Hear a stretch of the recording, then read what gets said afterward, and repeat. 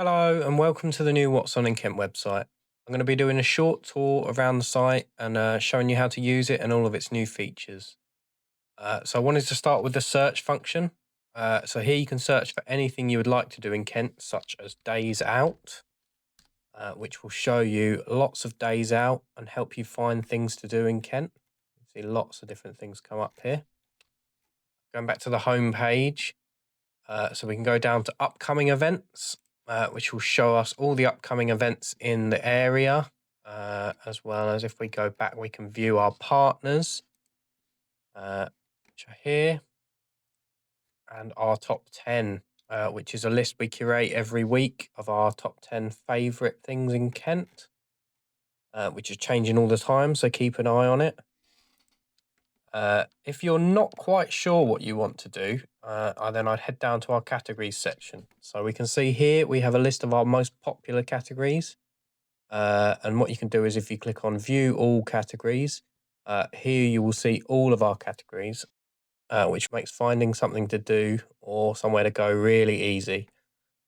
So for example, if we click on the attractions category, we can view lots of the top attractions in the area.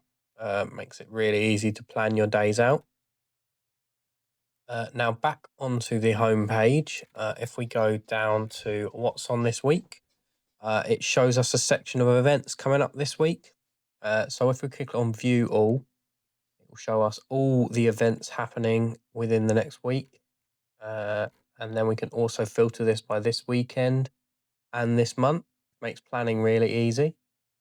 Finally, at the bottom of the home page, you can see this button that says enable location. So if we enable our location, it will just show us events that are local to us, which just makes it really easy as well.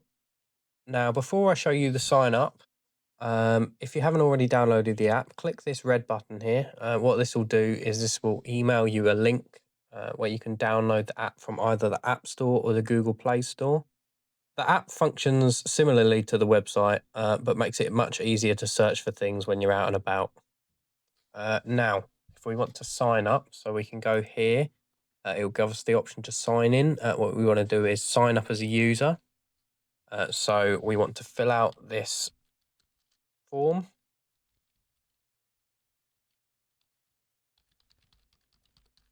We want to put in our reason for joining What's On in Kent, a password,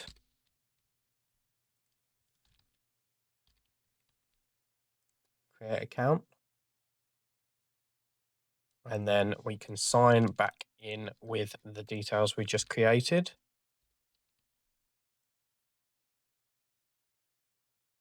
So what this is going to do is take you to your profile. So here we can change our password or we can enable two-factor authentication. Also, what this will do is so you can set your interests. So if I set my interest to food, it's going to show me lots of food related things, places to go and events in the Kent area. What we can also do is, so we have a favourite section here. So I can set a favourite if we go to find a partner. So say I found a Thai orchid and I really liked that and I wanted to view that again. I can save it to my favourites. And then when I go back to my profile, it's saved in my favourites section. So it's really easy to find. This is linked to the app as well. So if you save something on the website and you want to view it on your phone, it'll be in your favourites as long as you sign in. You can also favourite events.